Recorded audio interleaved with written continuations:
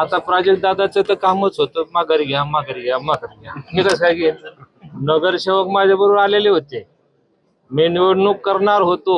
आता राज्याचे लोकप्रिय मुख्यमंत्री आदरणीय देवेंद्र फडणवीस साहेब आणि आता सर्व मान्यवरांचे नाव घेतले त्यांच्या साठी आणि राज्यामध्ये चाललेले युतीचे सरकार पार्थदादा पवार असतील सर्वांच्या हिशोबाने ते माघार घेतली. माघारी घेत असताना एकच प्राजक्त दादा तुम्ही आमदार झालेले आहात,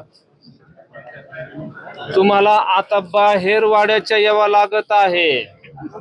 आमच्या नगरसेवकांना प्रत्येक त्यांच्या नगरपालिकेमध्ये जाऊन भेटावं लागत आहे, त्यांचे सगळे काम करावं लागत आहेत.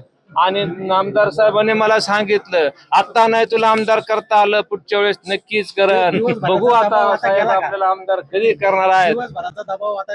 दबाव म्हणजे माझा दादा मागची आणि आता काय दबाव राहता, फक्त प्राजक्त दादांना हात जोडून विनंती, माझ्या नगरसेवकांना न्याय द्या.